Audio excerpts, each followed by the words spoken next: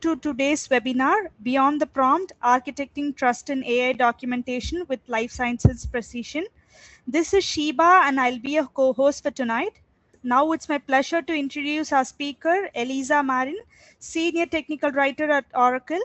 With over 13 years of experience spanning life sciences, public policy, and technical documentation, she excels at transforming complex systems into clear, compliant, and user-friendly content, particularly in high-stakes domains like clinical trials and safety management software, where precision is essential. Grounded in the rigor of regulated industries, Eliza brings a thoughtful, ethics-driven perspective to AI and content governance. Beyond her professional role, she co-organizes a thriving UX community in Bucharest, where she advocates for content-first design and meaningful user-centered experiences. In this session, she'll cover how the high-stakes environment of life sciences offers a powerful blueprint for modern documentation strategies. If you have any questions during the webinar, feel free to drop them in the Q&A box and we'll make sure to address them towards the end of the session. With that, I'll hand it over to Eliza. The stage is yours. Hi everyone. Thank you for joining. Before I dive into the presentation, I have a real quick curiosity, if I may, and that is how many of you actually have some AI tools or work with a copilot on a day-to-day basis on your documentation.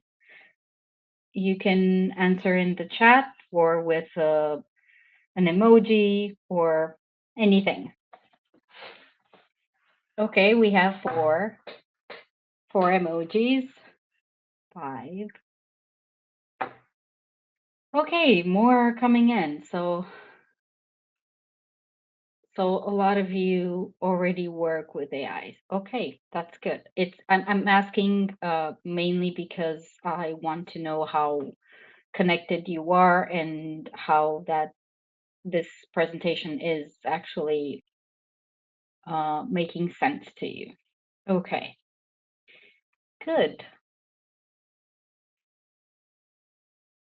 So without further ado, this is the plan for today. I'm going to talk about 3 major things: strategic governance, of course, strategic content governance, ownership, and accessibility. We can start with the first one, and we're going to talk about what we now know it's a classical model, which is called static documentation. And then we are going to dive into the concept of behavioral logic, or what I call behavioral documentation. So this is a very, very simple diagram, which basically explains the shift that we are all currently experiencing, and that is the shift and the move from consumption documentation, which is, as you all know, human-read, and generally focuses on documenting the interaction that the user has with the application or the software that we are documenting, right? And that relates mainly to the part where we are just trying to make sense of the application being very highly and technically documented and technically accurate for users, right? For humans, if you want to put it that way. And then we have the shift to what we now know it's an AI-read documentation, which is what I call behavioral documentation, and it derives from, or it focuses on the idea that you govern the rules and its derivation. And I prepared a small model for you. On the left side, you will see a very classical topic that is very well known and very well documented. And I'm sure that a lot of you already do this type of documentation. which is mainly focused on human readability, right? Like I said, it's the classical model. And then we have to the right side the markdown model, right? Which is focused on the AI readability, and it has, so it's basically the same structure as the one in the left, but it has the formatting for the AI, right? It focuses a lot on rules. It focuses a lot on guardrails. It focuses a lot on what the user can or cannot do, right? And I think we can see these from two different perspectives if you want. But something that I really wanted to touch here was the fact that what is now visible to the user, to the human eye, when you go into a documentation website, things like URL syntax or repetitive screenshots that are pointing you directly to how exactly that application works in real time, that is going to become the invisible, the automated part, as you can see in the right left hand side, right? And that is those are the things that are going to be automated by AI. And to the left, you have the critical parts that are going to remain, which are the ones that are going to be governed. And that is intent mapping, guardrails, and action verbs, like I've presented in the in the previous slide. Okay, let me go back a bit. Yeah, and now we can talk a bit about the ownership, which I think it's going to be a little bit interesting. And so if the AI has, for example, direct access to API schema and the code, that's in the best case. A lot of companies don't necessarily have that, but that's going to be the future.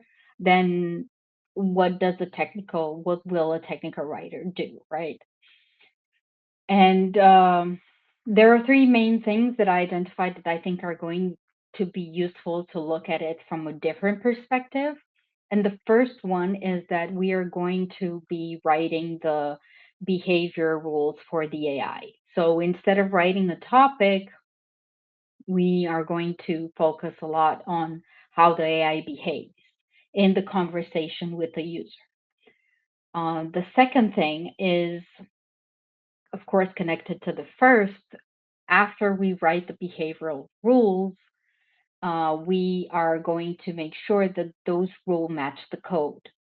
Um, and of course, a lot of that information is going to be available in one way or the other, depends on the process that the software application or the software company or any other company will have in place.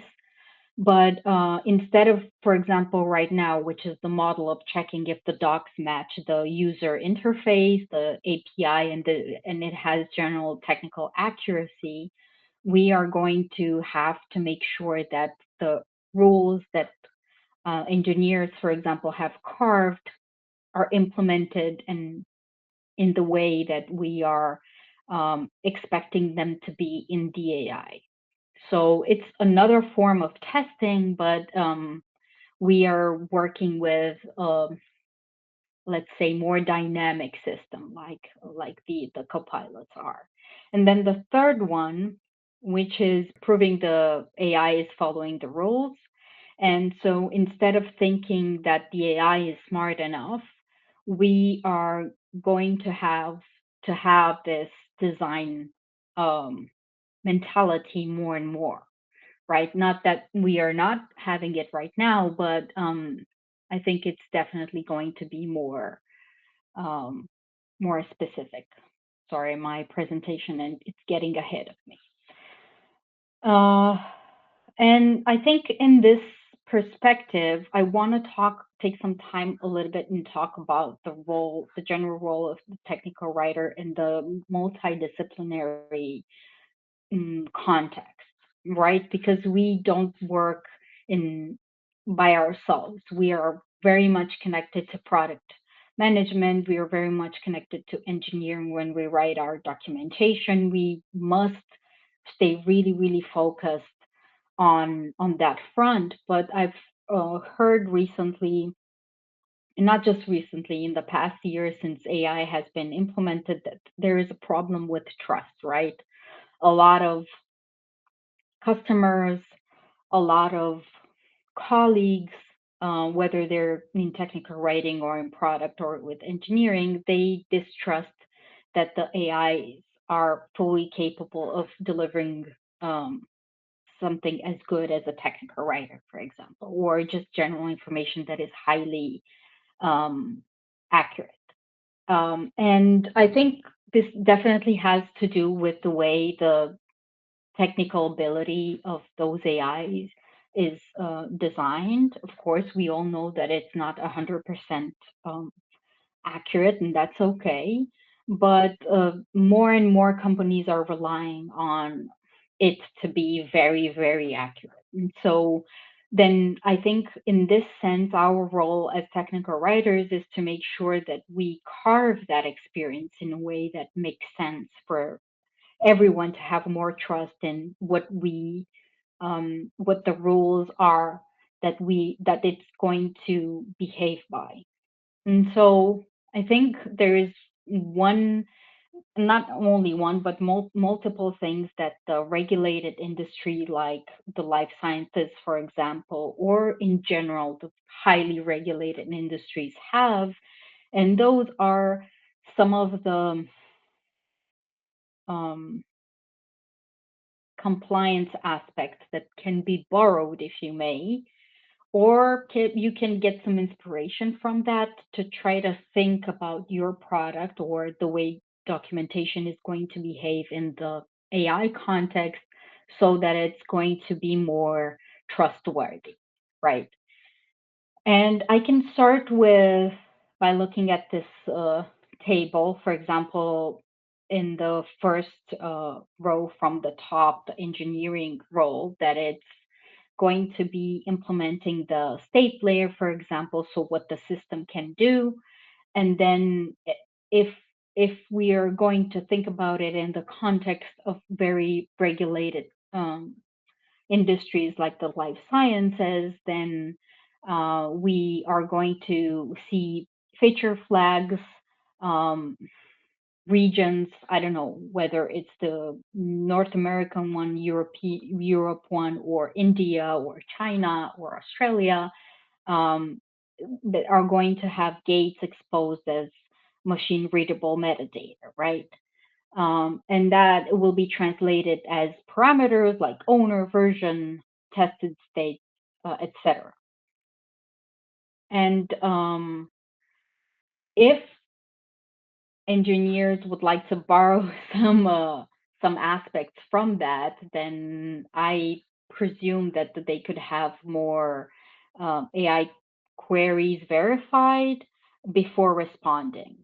Um, and could not describe a feature, for example, as available if the baseline marks it as disabled, which is something that regulated methods or industries do. On the product side, which is the way what the system is actually allowed to do, we have other types of regulated aspects that can be borrowed from.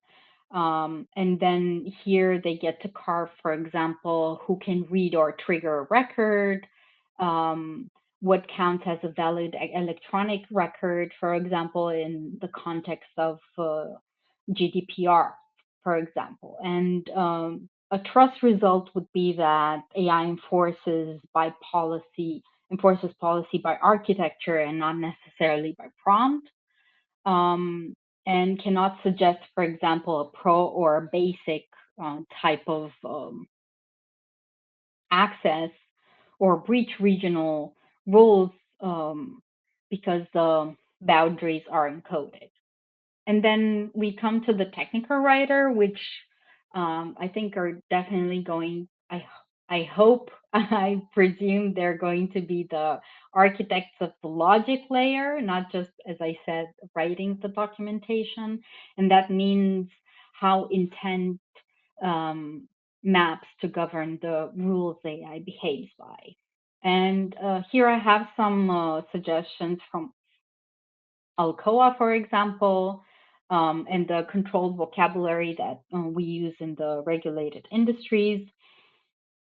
And the recommendations are human red tags become machine executable rules, that you have one term, one meaning, and then every chunk or piece of I wouldn't necessarily call them topics, but because they will not necessarily be topics anymore, but just say the rules that you are going to um, make the AI act upon are some of some of the things that you could implement are requirement IDs, ways to identify the owner of the rules that you wrote, and then validation statuses, and that is going to have an idea or an effect of the verified authority that every AI response traces are going to be an approved versioned content chunk,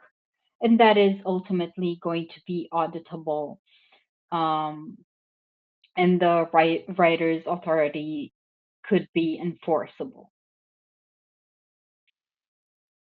If we move to the accessibility part, I have five, um, let's just say, directions that I think are definitely going to be useful in this sense. And the first one is have a safety critical doc standards. I know this is not necessarily, this may be something that is not necessarily foreign, but it might be different in different industries. But in regulated industries, we write a lot based on ISO, and which are specific rules by which we must adhere when we write documentation. But I think these contain a lot of standards that are useful, and mainly the safety component. So if an action can cause data loss, permission escalation, or irreversible state change, the constraint must appear in the content chunk before the instruction and not after, so that the AI surfaces it first in any retrieval. That basically means that any warning and anything that might interfere with what I said earlier, it must come first for the user. Um, I've seen some AIs that do that. I've seen some AIs that don't, but I think regardless of the fact that if you're on a regulated or unregulated industry, this is something that is definitely going to be very critical uh, to build trust. The second one is a controlled vocabulary, one term, one meaning, and no synonyms. Um, the terminology must be attributable, legible, and unambiguous across the entire record life cycle. And this is something that mm, technical writers generally do. They're really good at keeping tabs of the way the some terms are referred to an entire block of documents. But this is more important for interpretation in AI. If you have a lot of synonyms and if you are trying to explain it like with a human, then a lot of it is going to be called, it's going to state the ground for more interpretation. And I think we definitely don't want to be ambiguous there. And the third one is the logic mapping, like describing a function. For example, um, trigger the user update, not click on the top right blue button. And that will take a little bit of a switch, when you again are writing for the AI to trigger the documents, and you're not just writing for the human and then for the AI to scoop up the the ordered documentation, and try to interpret it in one way. The fourth part, or the fourth topic, is one topic, one intent. So this is generally a data principle, and it's widely adopted in regulated industries precisely because the atomic topics map, it they connect to a requirement ID and can be versioned, approved. Um, but this is a principle that I think allows AI to um, to return a precise answer without necessarily pulling in uh, contexts that may carry different validation status. And this is something that I will let you think about and see if it makes sense to you, and we can come back to it later. But I think it's definitely very much connected to the idea of still to the idea of object oriented thinking. And then the fifth one is testing the logic, testing if the AI guides a user through, for example, a voice-only interface without zero direction language, and that is has a lot to do with accessibility, right? I know a lot of these things are necessarily very clearly tied to accessibility. But trust me, they will make sense the moment the AI will start mapping different options. Um, I think the urge is to try to map things in alt text like we've been doing, but the AI already can do that for us. And the idea is to try to carve the experience in a way that it will bring up only relevant information for the type of accessibility the user needs at that moment. Um, and this is something that I wanted to leave you with. Part of this is how I think it's going to be useful in a way, and it comes from classical technical writing, um, how typically the classical method, for example, is used, how the regulated method, I think it's going to make sense now and in the near future because a lot of it is probably going to change. Um, and then, of course, the trust results that I think it's, and I hope it's going to make your product feel more safe. And I can start with the technical writer side. For example, now the technical writer architects the logic layer, and that means how intent maps the governed rules. Um, and then with the regulated method, it means that human read tags become machine executable rules, right?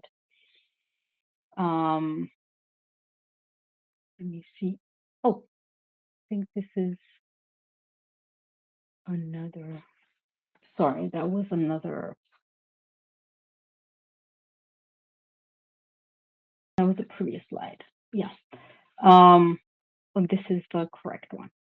So the classical technical writing focuses a lot on the accuracy checks, that the steps match the app, that it ensures documentation steps reflect the current UI and behavior, and the regulated method sees that every answer has a parent rule, for example, and the SME signs off to a requirement ID, and that is legally binding. So a lot of the things from the way regulated industries work has a lot to do with things being auditable, right?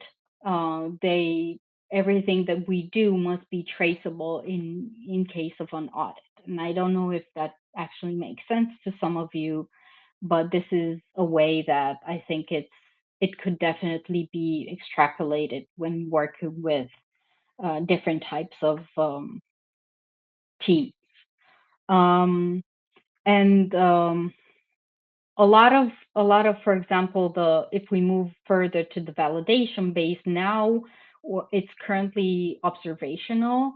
When you test, for example, you test and see if it works, that unless you actually work with a with a QA person, and then the validation of that the docs work within the application is basically the writer's direct experience. You just go into the app and make sure that it actually makes sense and it follows the flow that you wrote. Now, um, a way of doing this as a regulated method is content validated against the different requirements and not testing. And that could mean, for example, provable chain from response in a system that demonstrates which requirement authorized which response. Again, it's a way of thinking about what you write to have a designated ID that you can track behind with, or to, sorry. The language, again, now we are focusing a lot on synonyms for natural reading. We are generally writers vary terminology to match readers' register, but as I said previously, one term, one meaning, that is ensures that every action maps to an exactly one approved term. And that AI cannot drift between synonyms, and one term anchors one action and then it prevents semantic drift. The other one is a change trigger. Uh, Usually, when we work with other teams, we are informed or we have an epic that is assigned to us, or a manager lets us know that we must do something as a result of a release, right? And that has its ups and downs, but mm, it typically has docs um, gapping this space between the product state and when the actual docs are written. And a probable way of working would be to have the code change automatically trigger a review flag. And that will, of course, be mean perpetual sync and no lag between the product state and the documented behavior. But that has a lot to do with the way documentation will be integrated in the code, the way the engineering code, and how for example, the tools for documentation will synchronize and will develop. And then there's the audit trail, which I said it's a very um, interesting and valuable way of thinking about documentation. Um, Now, for example, is depends on the writer's notes, and there's no formal record of which requirement drove which update. Um, but for example, with the regulated method, you can have every update linked to a requirement and a timestamp and signed. And I know some of you already do that, but I know um, some of the docs don't necessarily work this way. Um, and then, of course, the audit system queries requirement um, will have uh, will have a way to prove that lineage. And there's the risk surface, which is the last one, I promise. is that the way it's currently working, the writer recalls, maybe records testing, and then documentation accuracy depends on individual recollection, or if sometimes you record what you tested in the application to make sure that it matches. Best case scenario is that you actually test docs, and then you have, I don't know, tools like Hotjar to see where exactly the user looks, or analytics or things like that. But that's typically not something that it comes by default. In the regulated method, we tend to look a lot like at the fact if the content matches the intent, and if the um, risk is a semantic mismatch between the rule and the implementation. And now, um, if you drift in that direction, you will ask the question if did the AI invent or hallucinate, and the risk is the synthesis beyond source requirements and rules. Uh, and I'd like to finish off by talking about the glass box, which is a little bit different than the black box. And it's um, it starts with the question, right? The user asks a high stakes question. Instead of a helpful but unverified hallucination, the system triggers a governed response protocol. And then, if that goes well, the AI scans your structured writing to find the requirement ID, um, which is, I don't know, let's just say requirement 1 on 1. And then it's going to say if that user has authorized or prohibited access for that intent. And then it will go further to the verification part, where the AI performs a real-time check against the code base, verifies if the person's permissions and if the system is in the correct state to perform the initial requirements, and then, of course, delivers the answer and cites the requirements ID where you put that row. And every word is now in a glass box, which is 100% traceable and audit ready. Um, and I think now is the time to talk a little bit about it.